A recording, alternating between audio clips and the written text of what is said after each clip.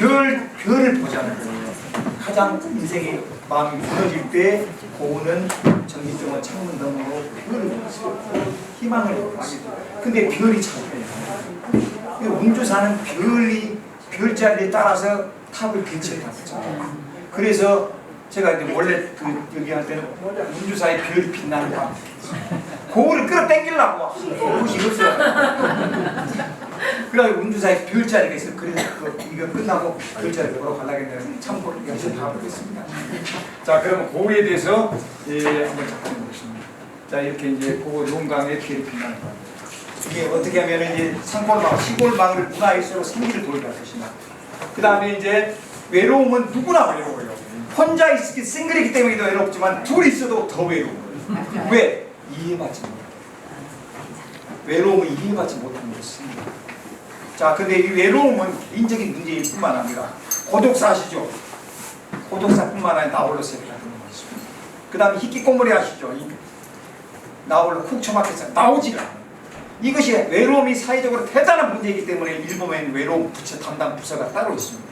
영국에는 외로움 담당 차관부가 있습니다. 이거 개인의 해결만 문제가 아니에요. 그래서 이 외로움을 어떻게 하면 문화예술로 마음을 서로 이해하고 따독거리게 할 것인가.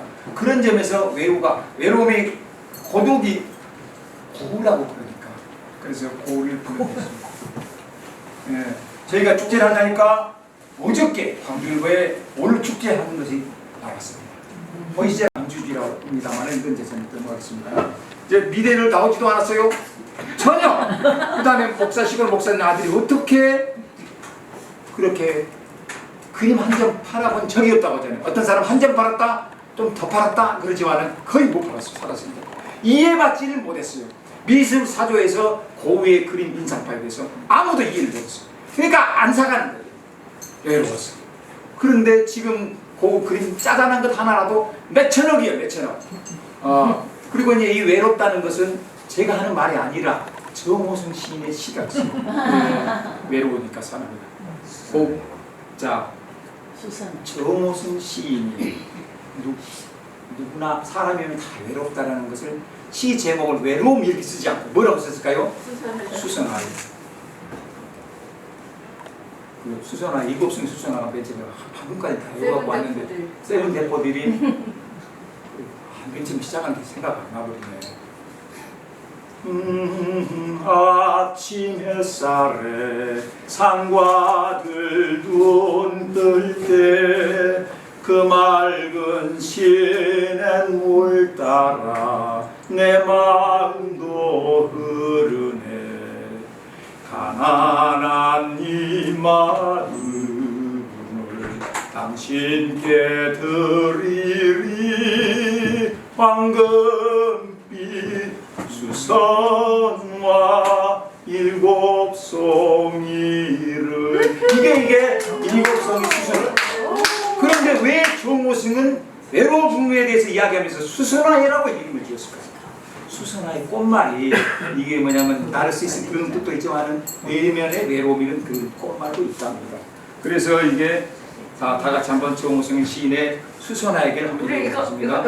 남조. 자, 앞으로. 자, 바로 튀어. 자, 보시고 남조. 자, 수선화에게 정호승. 울지 마라. 외로우니까 사랑이다. 살아간다는 것은 외로움을 견디는 일이다. 공연히 오지 않는 전화를 기다리지 마라. 눈이 오면 눈길을 걸어가고 비가 오면 빗길을 걸어가라. 갈대숲에서 가슴 검은 도요새도 너를 보고 있다. 가끔은 하느님도 외로워서 눈물을 흘리신다. 새들이 나뭇가지에 앉아있는 것도 외로움 때문이고 내가 물가에 앉아있는 것도 외로움 때문이다. 산 그림자도 외로워서 하루에 한 번씩 마을로 내려온다. 종소리도 외로워서 울려 퍼진다. 감사합니다. 고우는 한국 사람들이 엄청 좋아해요. 일본 사람 더 좋아해 버려. 자, 근데 고우에 대해서 이렇게 영화가 많습니다. 러빙 빈센트. 많은 화가들이 125명의 화가를 모았고 그림만 그리는 2년 걸렸고 총 6만 몇천 컷의 그림을 그려가지고 영화로 만들었습니다. 러빙 빈센트. 그 다음에 이제 이 삶을 위한 욕망 이런 영화도 고우에 관한 영화가 있습니다. 그 다음에 빈센트와 동생 테오에 대해서 영화가 있습니다. 자, 영원의 문이라는 이거는 고우의 작품이에요. 영원의 문에서. 근데 이거 영화로도 만들어졌습니다. 네. 우리는 기대기자가 미친놈 이렇게 말했었어요 지금까지. 근데 그것이 아니에요. 네, 고우에 대해서 좀 이따 보겠습니다. 영화 이렇게 많고요. 그 다음에 이제 스타리 날 가시제라 이 노래도 있어.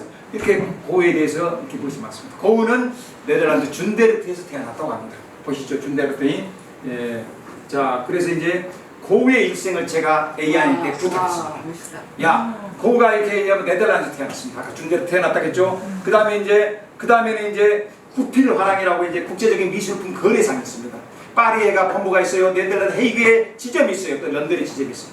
구필 화랑 네덜란드 헤이그 지점에 그 큰아버지가 같이 파트너였어요. 그래갖고 네덜란드 헤이그 지점에서 고우가 취직을 합니다. 그러면서 거기서 있다가 4년 있다가 다시 또 런던 지점에 근무합니다. 그러니까 고우는 네덜란드에서 태어났어요. 그 다음 또 런던에 있다가 영어를 잘하겠잖아요. 그 다음에 이제 또 파리에서 불어를 잘하겠잖아요. 그 다음에 이게 뭐냐 구필 화랑에서 7년을 근무한 다음에 그 다음에 저우지간 잘려가지고 그 다음에 런던에서 램스게이트라는 거 보시죠. 여기 램스게이트 두 번째 램스게이트라는 그 아주 학교도 못 다니지만 그 어려운 아이들을 기숙학교에서 선생을 합니다. 불어 선생, 수학 선생. 언어에 잘했던 것 같아요. 그 다음에 아이로서 여기서 이제 아이들을 가르칩니다.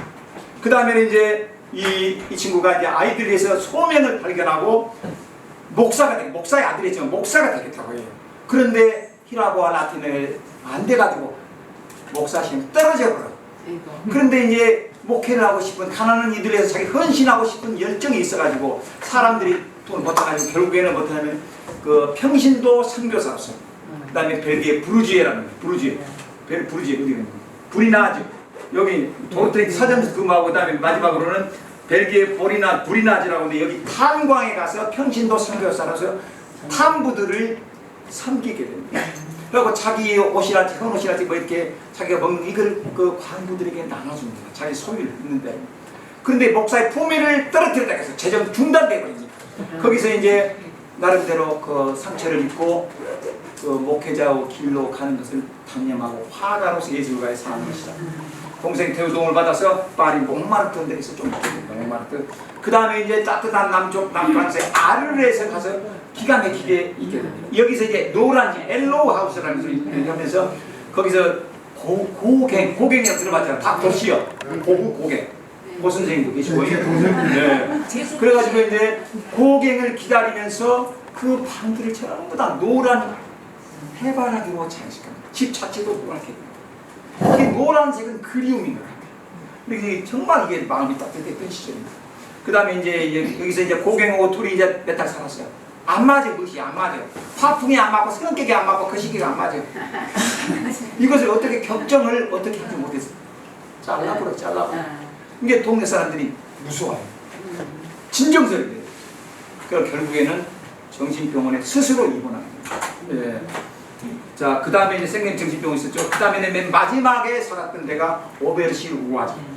네, 거기서 71을 살게 됩니다. 자, 구필 화랑입니다. 구필 화랑. 이것도 다시 또 제가 물어봤어요. 다시 또 그려주라. 또 이렇게 그려주세요. 자, 고우의 일생에 대해서. 잘생겼어요. 너무 잘생겼구만. 예, 고우는 이렇게 생겼습니다. 우리 교장 선생님께서 그려주십니다. 램스게이트 아까 말씀드렸죠. 가난한 애들.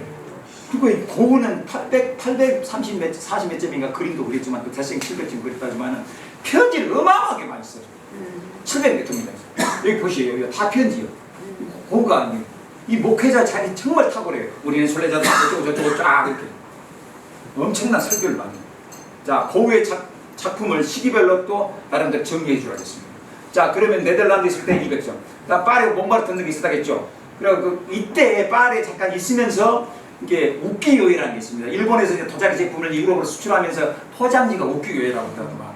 거기에 있는 그림을 보고 나름 인상파가들 영향을 많이 받습니다. 그래서 이제 그 모네 같은 것도 저페니스 브릿지 가지고 그렇게 일본풍의 뭐 다리도 만들고 그림도 그랬죠. 고우 역시 일본의 영향을 받은 그림이 좀 많습니다. 그러니까 일본 사람들이 고우에 엄청 좋아요. 엄청 좋아요. 예. 그러다가 이제 가장 고우에 꼽히는 시절이 아르게스예요. 남프랑스 아르게스의 노란 집에서 있을 때입니다.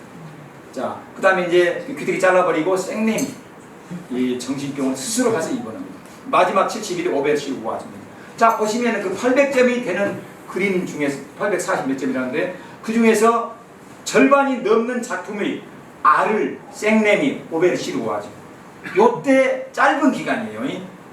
88년부터 저기 돌아가실 때까지 요 2년 반 동안에 전체 800 몇 점 중에서 400 몇 점이 쓰여져요. 460점. 짧은 기간에. 예. 그러면 그 시기별로 이 초창기에는 이제 감자 그림이 있어요. 감자 먹는 사람들. 예. 그 다음에 저기 이제 이렇게 해바라기 또는 알을 해서 해바라기 그림들. 그 이전에 그린 해바라기는 말라 비틀어지는 거예요. 네. 근데 알을 해서 해바라기는 환하게 이렇게 풍성한 해바라기 그림이에요. 그런데 생님이 정신병원에 있을 때 별이 빛나는 말. 이런 것을 그렸어요. 가장 힘들고 어려울 때. 예. 이제 고우에 이제 드로잉 작품 700 몇 점이 있다고 그러는데 저기 이제 그 한혜종의 그 뭐 암기 교수가 이렇게 그 여기 당시에는 무명이었다. 근데 고우는 그림을 보면은 그림을 이렇게 그렸잖아요. 실물이 이렇게 돼 있어요. 이게 똑같은 것이 요 집이 이렇게 돼 있잖아요. 목사 지가버지 집이 이렇게 길해. 똑같아. 다 이런 식의 사실주의 그림을 그렸습니다. 자, 풍경화. 이게 가장 마지막에 그렸다가는 그 밀밭의 까마귀가 있는 밀밭입니다. 예. 자, 고우는 정규 미술대가 나오지 않는 것이고. 자, 그런데 이제 고우는 모자 그랬어요. 이게 창의성의 가장 큰 원천은 대부분의 원천은 모방에서 나오는 거였습니다. 그래서 밀레를 많이 베꼈어요. 이 고우와 밀레에 관한 이게 영남대 노동법 교수인데 이것도 또라이 비슷해. 이 양반이 고우의 밀레에 대해서 좀 대단하죠. 근데 그 고우는 밀레를 많이 모자 그렸습니다. 자, 보시면은 이게 보세요. 고우의 그림이에요. 이거는 밀레입니다. 아니 밀레, 고우. 네. 차이가 뭐가 다르게 보이시죠? 네. 고우의 특징은 칼라입니다. 칼라. 그리고 이제 나름 또 다른 점이 있어요. 이 고우의 오후의 휴식에 대해서 이 한국 사람이 이렇게 써놨어요. 네, 이렇게. 알겠죠? 네. 시간상 넘어가겠습니다.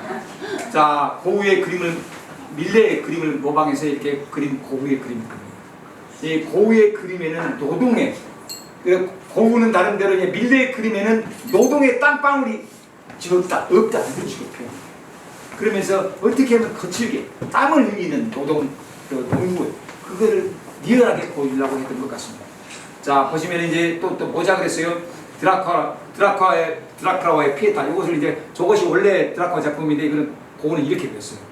그 다음에 여기 드라큘라와의 선한 사마리아인도 원래 이렇게 그림 고우가 그린 이것이고. 그 다음에 저기 뭡니까 렘브란트 그림은 저렇게 되어 있는데 나사로 부활은 이렇게 해놨습니다. 색깔이 확 틀렸죠. 예, 이렇게 모작을 많이 했어요. 아까 고우의 초창기에 유명한 작품 중에서 감자를 먹는 사람들. 예, 감자를 먹는 사람들 보면은 이렇게 아주 리얼해요. 보통 우아하게 드레스 입고 폼나게 사는 모습을 그린 도시의 사람들 그린 것이 아니라 흙을 밟고 흙 속에서 사는 농부들, 탐구들 이런 사람들의 생생한 모습을 그리고자 했었던 것 같습니다. 여기에서 고통 중에서 이 봐보세요. 고우는 정직한 삶을 사는 노동자들의 거룩한 마지막 만찬이라고 막 이렇게 해석을 하면서 이렇게 살아있는 삶. 또 탄광촌에서 그 평신도 선교사를 했다고 했잖아요.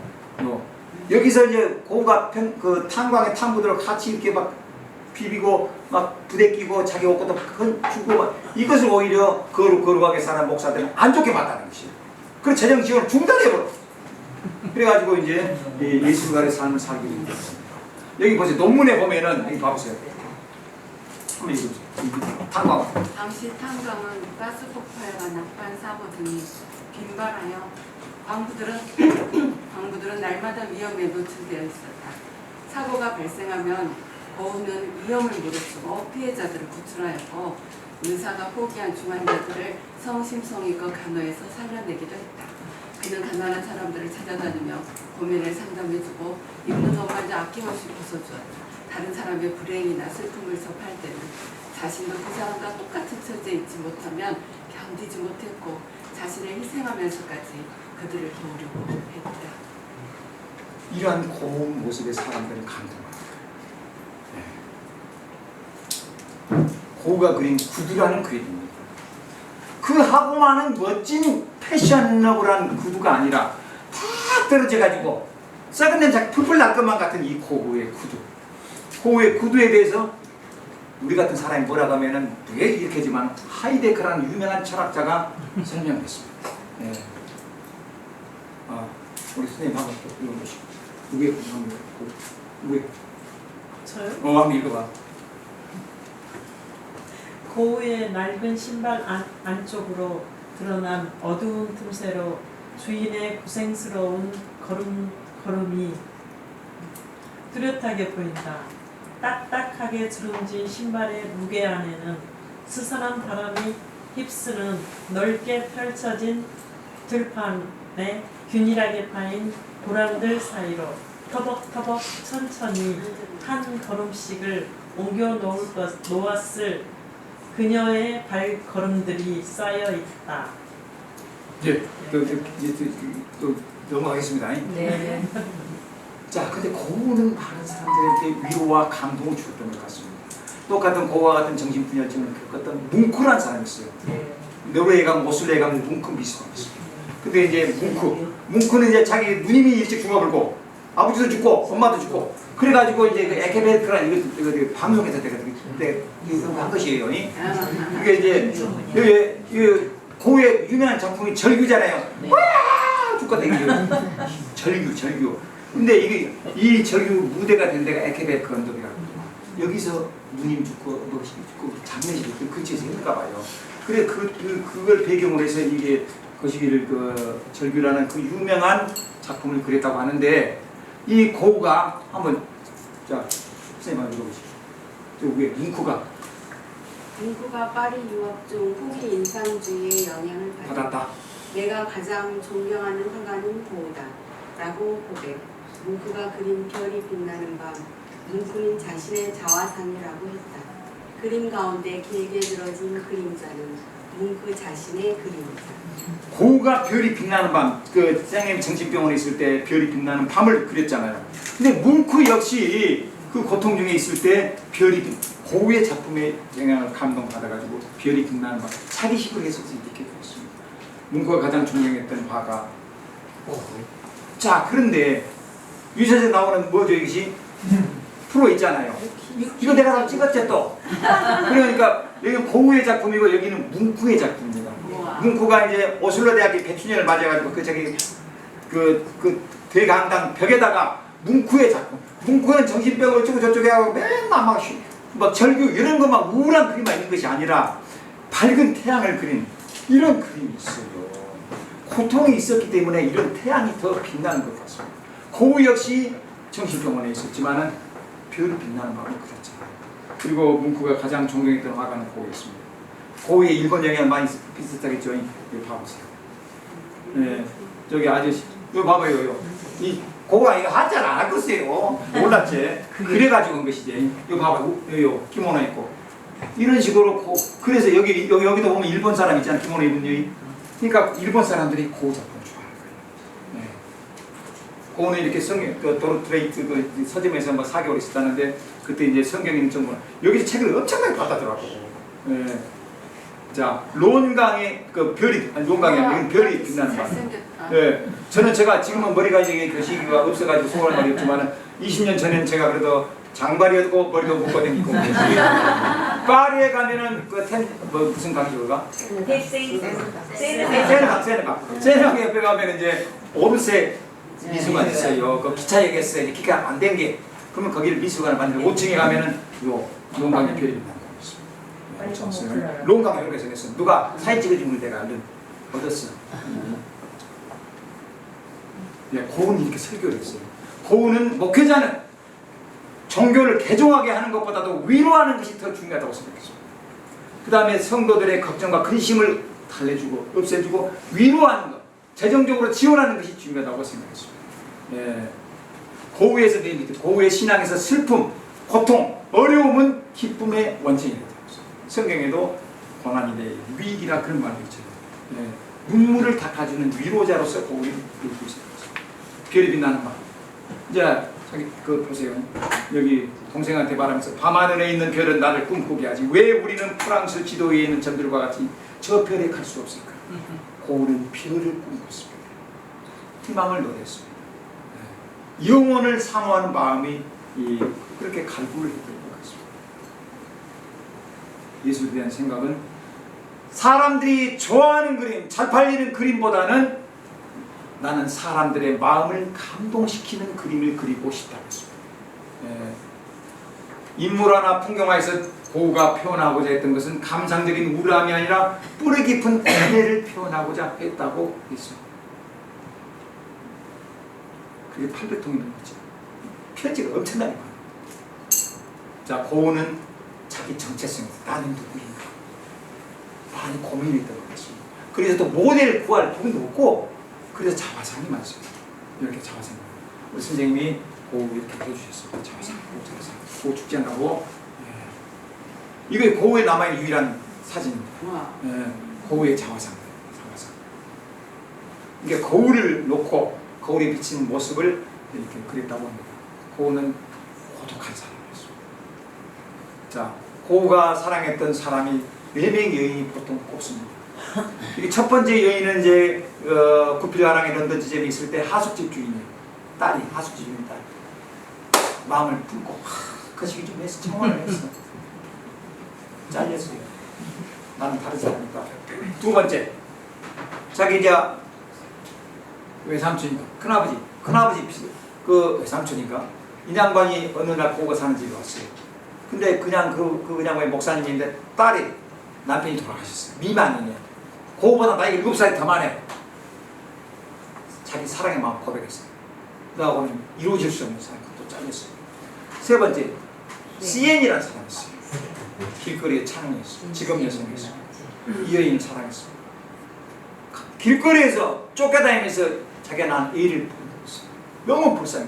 이 사람한테 마음을 줬지만 결국은 이루어지지 않았습니다. 그 다음에 목마르던 들에 있는 이 여인을 만났습니다. 결국 이루어지지 않았습니다. 시엔이라는 여인, 술집에. 자, 그런데 잘 보십시오. 소로가 슬픔이라고 제목은 말했지만 여기에 꽃은 그려놨습니다. 꽃. 나름대로 고통 중에 있지만, 슬픔 중에 있지만은 꽃은 그려놨어요. 희망을 나름대로 보여주고 싶었던 것일 것 같습니다. 고맙습니다. 자, 엘로우하우스 노란 집입니다. 노랗게 생겼죠. 이때 그린 그림은 이렇게 고갱을 예술 공동체를 꿈꾸면서 고갱을 기다리면서 그림을 엄청나게 그렸습니다. 아르에서 이렇게 아름다운 그림들을 많이 그렸습니다. 밤의 카페 테라스. 원래 고우가 그린 그림입니다. 그 다음에 사람들이 그 위에 고우가 죽은 다음에 사람들이 많이 모였습니다. 지금은 전방 문 닫았어요. 네. 문 닫았어요. 이거 최근에 갔다 온 양반이 보내준 것이고. 그러니까 이제 지금은 전방 안 열어. 주인이 너무 늙어. 여러분 이제 런던에 가시면은 트라팔가 광장에 약간 내셔널 갤러리가 있습니다. 52번 방이 있습니다. 거기 가면은 고우와 고갱이 있습니다. 저는 그때 고우가 고갱이 무슨 관계가 있는지 전혀 몰랐어요. 근데 그 방에 들어갔더니 고우 그림이 딱 있고 고갱 그림 딱 하나 있는 거예요. 나중에 알고 보니까 고우 아르에서 예술 공동체를 꿈꾸면서 고갱을 기다려가지고 뭔가 저들이 새로운 미술 사조에 맞는 예술 공동체를 꿈꾸면서 노란 집에서 해바라기를 그립니다. 그래서 그 방 안에는 고우 그림하고 고갱 그림이 있었습니다. 네. 자, 둘이 만났어요. 성격도 안 맞아요. 화풍도 달라요. 철학이 달라요. 그래서 고갱은 한 2달만 다시 떠나버린 거야. 속이 천불나고. 자기의 마음을 어떻게 표현할 수 없어서 왼쪽 귀를 자르게 됩니다. 그때 이제 이렇게 되겠어요. 귀를 종이로 싸가지고 지금 여성한테 갖다 줬거든요. 이걸 보고 동네 사람들이 놀래요. 그리고 스스로 이 생레미 청신병을 스스로 입원합니다. 보세요. 사람들이 서명을 해가지고 진정서를 내가지고 이제 정신병원에 스스로 입원하게 됩니다. 지금 최근에 찍은 사진입니다. 요양병원에서 그는 별을 그렸습니다. 보시죠. 용각이 별이 빛납니다. 붓꽃. 우리 집 앞에 붓꽃이 많이 피어요. 근데 붓꽃을 보고 이제 이 보세요. 이 생명 정신병원. 자, 고우가 이거 무슨 작품이 있어요? 이거 JTBC인가? 여기서 이렇게 방송을 했어요. 자, 그러면 이제 생명이 정신병원에 있을 때 동생 태호가 화상을 하잖아요. 그래가지고 이렇게 이런 작품들을 팔려고 내놨습니다. 그때 딱 요거 하나, 붉은 포도와 요 그림 하나 팔렸다. 이것이 요것입니다. 붉은 포도가. 예. 그때 안에 뭐 2달치 생활비에 팔렸대요. 2달치 생활비에 그때 당시 돈으로 이게 붉은 포도밭거든요. 오후에 석양이 지는 포도밭이. 포도밭은 이렇게 안 생겼잖아요. 그런데 고우의 눈에는 저렇게 이렇게 보였던 거예요. 그 인상, 임프레션을 그 속이 인상파라 그런 거예요. 저렇게 붉은 포도밭 그림. 예, 지금 이제 푸시킨 러시아의 모스크바 푸시킨 미술관에 있답니다. 예. 자, 근데 이게 고우가 비틀 잘라버렸잖아요. 비틀 잘라버렸어요. 그래서 이제 화가는 예술가는 이렇게 욱하는 성질이 있는 것입니다. 욱하는 성질이 있는 것 같아요. 그래서 우리나라 앵커 중에서 욱하는 성질이 있는 사람이 있어요. 누구죠? 최욱이요. 쪼크에서. 이름이 네. 근데 이제 이 최북이라는 사람이 있습니다. 예, 최북은 조선 최고의 화가라고도 할 수 있습니다. 예. 근데 이 양반이 이제 자기의 미술 작품을 제대로 이해해주지 못하는 양반, 돈 많은 양반, 떵떵거리는 양반이 돈 꾸러면 딱 던져. 그래! 이게 이제 쉽게 말하면 싸가지 없이 그냥 있는가 보죠. 이제. 그랬더니 이제 자존심이 상하고 화가 그림을 그림으로서 인정하지 않고 돈으로서 이렇게 하려고 해서 이제 고우가 어떻게 하지 못하고, 아니 고우란다. 최북이 어떻게 하면 자기 눈을 찔러서 쏜 거고. 그래갖고 자기 제자가 그린 이한철이 그림 보면 자기 스승의 눈이 이렇습니다. 예. 화가의 자존심, 화가의 명예, 이걸 건드려서 견디지 못. 고우가 최북이 그린 공산부인도 나오세요. 산에 아무도 안 와. 너무 외로워. 공산부인도. 그렇지만 물은 흐르고 꽃은 피는 수리하게 황정기에 있었다는 시인데 이제 그런 식. 이거 최북은 이렇게 뭡니까 이렇게 북자를 이렇게 딱딱 나누면 칠칠, 자기 칠칠이라고 됐어요. 또 호생원이라고 하고 부스러운 목화상, 천업작가라고만 살겠다 그렇게 했는데 이렇게 매출하기를 많이 그랬거든. 최북이라는 이 양반은 우주에서도 최북이를 이렇게 써먹으려고 마케팅 소재로 쓰려고 최북 미술관을 있습니다. 자, 사이프러스 나무 요거 1,600억에 팔다 그러잖아요. 별로 아무것도 아닌 것 같은데 어마어마하게 팔리는 거야. 어마어마해. 1,600억. 예. 고가 마지막으로 살았던 오베르시 로와제 가면 이제 파리에서 1시간 더 기차 타고 갔어요. 제가 갔어요. 20년 전에. 예. 갔어요. 이거 파리 여기 오베르 시청 가면 붓꽃이 있더라고. 붓꽃이 그랬잖아요. 오베르가 저기 고가. 여기가 마지막으로 살았던 집입니다. 그림. 여기가 고우가 살았던 방입니다. 제가 가봤어요. 이렇게 생겼어요. 저 일본 제자가 있더만. 일본 사람 좋아해요. 이렇게 생겼어요. 집이. 그 가면 동네 가면은 공원이라고 고우가 이렇게 들고 다니는 이걸 조각상을 만들어놨습니다. 이게 우아즈 그림. 고우의 그림이고 실제 그림. 저기 아줌씨 만나가지고 내가 사진 찍었습니다. 네. 저기 이제 여기는 이제 뭡니까 가세 박사 정신과 의사, 우아즈 마을의 정신과 의사. 이 양반 통해서 좀 후원도 해주고 이 가세 박사 집입니다. 이 명패 보면은 가세라고 써 있잖아요. 네. 거기에 접시꽃이 있더만 그 문 앞에가. 한국에서만 볼 수 있는 줄 알았더니 여기도 있더라니까요. 근데 요 가세 박사의 초상화가 얼마에 팔려요? 1,000억에 팔려. 짜자는 것 같은데 저기 1,000억이요. 어마어마 예뻐요 그 작품은. 예. 이것이 이제 우아즈 교회입니다. 오베르시 우아즈 교회. 이렇게 생겼습니다. 저거 나오잖아요. 이렇게 생겼어. 근데 그림이 이렇게 돼 있어. 근데 우아즈 그림 있죠. 우아즈 교회. 어디서 찍은 거야? 네. 그림 앞에서. 근데 우아즈 권총 자살을 했잖아요.